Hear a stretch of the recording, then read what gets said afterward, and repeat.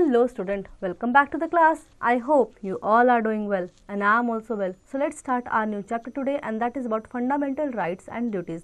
So fundamental rights क्या होते हैं? हर इंसान के अपने कुछ अधिकार होते हैं जो हमें बाय नेचर मिले होते हैं, जैसे सांस लेने का अधिकार है हमें नेचर से मिला, इसे हमें कोई नहीं छीन सकता। और कुछ ऐसे अधिकार होते हैं जो हमारे देश ने, हमारे कॉन्स्टिट्यूशन ने हमें दिए हैं, जैसे कि शिक्षा का अधिकार, ये भी हमसे कोई नहीं छीन सकता। और कुछ ड्यूटीज़ भी होती हैं, जैसे अपने एनवायरनमेंट को साफ करना हमारी ड्यूटी है और इसी तरह से अपने कॉन्स्टिट्यूशंस के लॉ को फॉलो करना भी हमारी ड्यूटीज़ है। तो इसी के बारे में हम जानेंगे और गहराई से। So let's start the chapter. What is a constitution? Constitution क्या है? क्या ये बुक है सिर्फ, या फिर एक लॉ ऑफ बुक है? बुक की लॉ की बुक है जिसे हमें फॉलो करना मैंडेटरी है हम सबको, citizen of India. A constitution is a set of fundamental principle according to which a state और other organisation is governed. Constitution एक ऐसा सेट है फंडामेंटल प्रिंसिपल का जिसके द्वारा एक राज्य या ऑर्गेनाइजेशन को चलाया जाता है। These rule together make up that is constitute, और ये सारे रूल्स मिलकर कॉन्स्टिट्यूट बनाते हैं what the entity is.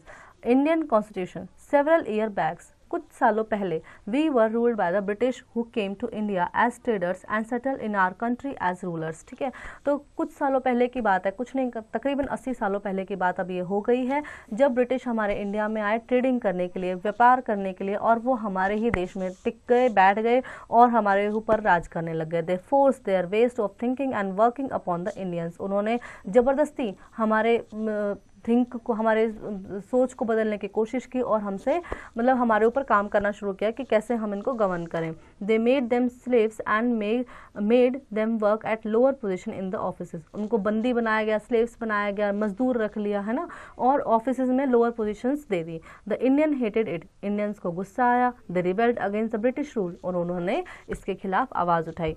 After a long struggle, Indian achieved their independence on August 15, 1947। एक तकरीबन 200 सालों के लंबे स्ट्रगल के बाद, तकरीबन 200 सालों के लंबे स्ट्रगल के बाद इंडिया को फाइनली इंडिपेंडेंस मिली। और ये जो दिन था वो था 15 अगस्त 1947 का। We formed our own government, जिस दिन हमने अपनी खुद की सरकार बनाई। Some rules were indeed to rule the country, कुछ रूल्स बनाए गए। The prominent and learn leaders of India discuss the form a set of rules to govern the country. जो प्रोमिनेंट लीडर्स थे उस टाइम के, उन्होंने डिस्कस किया कि कैसे हम ऐसे रूल्स बनाएं जो कि कंट्री को चलाने के लिए काम में आए। This set of rules is called the constitution of India, और यही सेट ऑफ रूल्स बना constitution of India. It defines the goals, duties and right of the peoples. इसमें लिखा है गोल्स, लोगों के गोल्स, ड्यूटीज और राइट्स, यानी उनके अधिकार, उनके फर्ज सब लिखे गए हैं। Our constitution was enforced on 26 जनवरी 1950, और जो हमारा कॉन्स्टिट्यूशन है ये फोर्स में आया 1950 26 जनवरी को। The Indian constitution begin with the preamble. Indian constitution शुरुआत होती है प्रियम्बल से, प्रस्तावना से। The preamble is the introduction to constitution, और प्रियम्बल है जो कि इंट्रोडक्शन है हमारी। जैसे आपकी बुक है तो बुक में शुरू में ना एक प्रियम्बल दिया होता है, उसकी पूरी जानकारी दी होती है कि बुक में आप क्या क्या पढ़ने वाला। तो इस तरह से कॉन्स्टिट्यूशन ऑफ इंडिया जो बुक है हमारी, कॉन्स्टिट्यूशन है हमारा, उसमें भी इस तरह से एक प्रियम्बल भी दिया हुआ है। It highlights some basic guiding principle that need to be followed by the leaders of the nation और टू रन द गवर्नमेंट। ठीक है, तो इसमें हाईलाइट्स किए गए हैं गाइडिंग प्रिंसिपल्स, प्रिंसिपल लिखे गए हैं जो लीडर्स को, नेशंस को, गवर्नमेंट को चलाने के लिए लोगों को फॉलो करने पड़ते हैं। Then fact file, doctor Bhimrao Ambedkar drafted our constitution. Doctor Bhimrao Ambedkar ने हमारे कॉन्स्टिट्यूशन को ड्राफ्ट किया था। It took 3 years to be finally drafted, और इसको बनाने में तकरीबन 3 साल लगे थे। The preamble describe India as a sovereign, socialist, secular and democratic republic. Preamble बताता है कि हमारा प्यारा भारत सॉवरेन है और सेकुलर है, सोशलिस्ट है, समाजवादी है, सेकुलर है मतलब सबके लिए एक जैसा है, धर्मनिरपेक्ष है, डेमोक्रेटिक रिपब्लिक है। Let us understand the meaning of these terms. So first is sovereign. The term sovereign means that only the citizen of India can decide what to do in their country or how they want to country to be run। so sovereign का मतलब है आज़ाद, स्वतंत्र। ठीक है, तो हम ही decide करेंगे, यानी जो पीपल ऑफ इंडिया है वही डिसाइड करेंगे कि कंट्री में क्या होना चाहिए, कैसे होना चाहिए और क्यों होना चाहिए, कैसे हमारी कंट्री चलाई जाएगी। No foreign country has to right to interfere with the decision made by the citizen of India. और किसी भी फॉरेन कंट्री को हमारे यानी इंडियंस द्वारा चूज किए गए डिसीजन में इंटरफेयर करने का अधिकार नहीं है। Then we have socialist. The term socialist means all the citizens will earn and share the wealth of the country. Socialist का मतलब है कि सभी जो सिटीजन्स हैं वो अपनी जो हमारी वेल्थ है उसको अर्न भी करेंगे और शेयर भी करेंगे। Basic needs of all people shall be fulfilled without any differentiation of caste and community.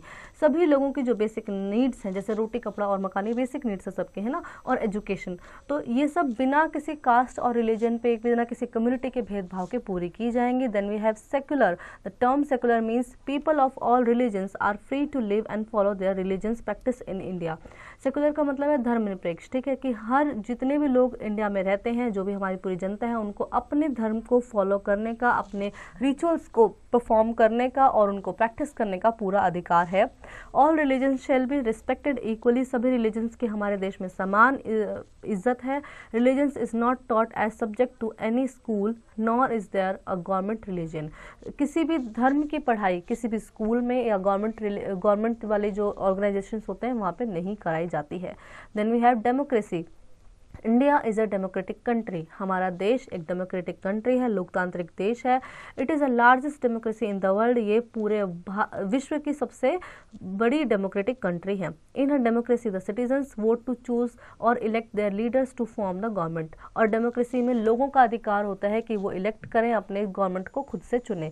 If people are not happy with their elected leaders they can remove them from power and elect new leaders. अगर लोग अपने leaders को पसंद नहीं करते हैं, यानी सरकार उनके खिलाफ काम कर रही है, लोगों के खिलाफ, तो वो उसको हटा सकते हैं और नया लीडर भी चुन सकते हैं। In simple words democratic means ruled by the people.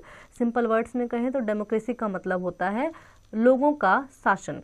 Every Indian citizen above the age of 18 has a right to vote. 18 साल से ऊपर सभी इंडियन सिटीजन्स को वोट डालने का अधिकार है।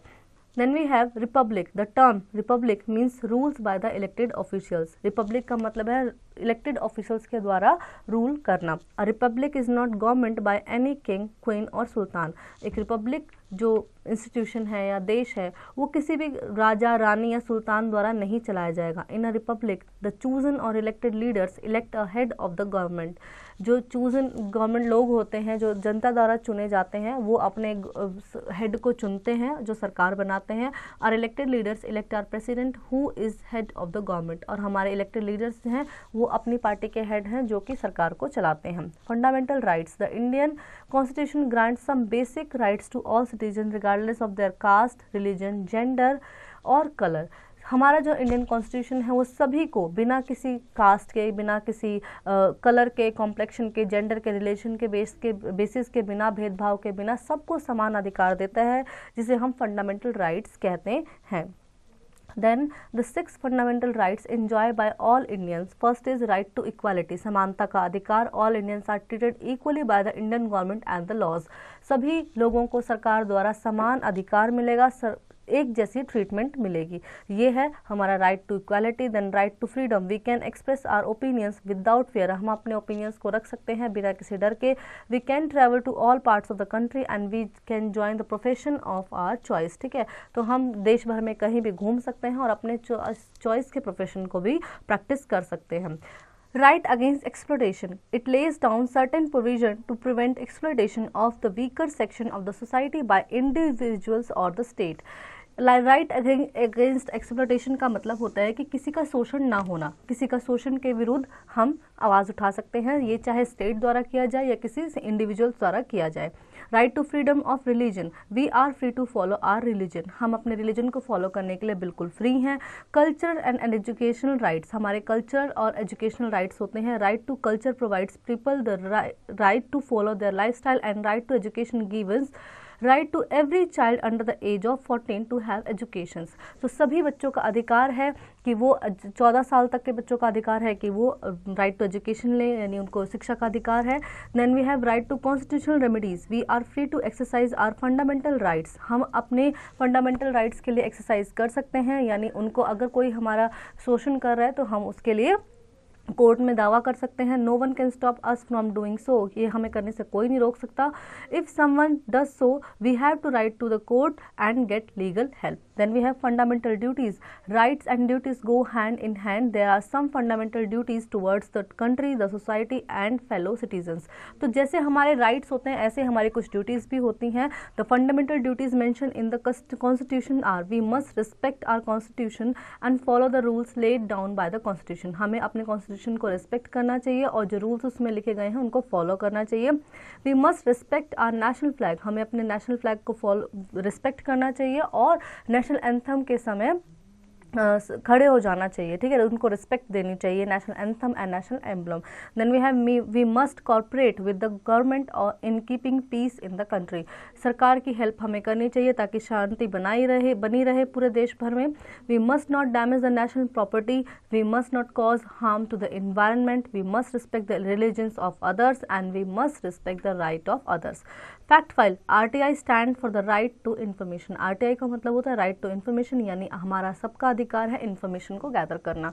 Then we have directive principles. Certain guidelines और instruction are also laid for in our constitution. These guidelines are meant for the state to follow for the welfare of the people. कुछ और guidelines भी हमारे constitution में लिखी गई हैं जो कि लोगों के वेलफेयर के लिए सरकार द्वारा फॉलो करनी होती हैं। They are called the directive principles, इनको डायरेक्टिव प्रिंसिपल्स कहा जाता है। If the states do not follow the directive principles and it harms a citizen then he और she can seek legal help.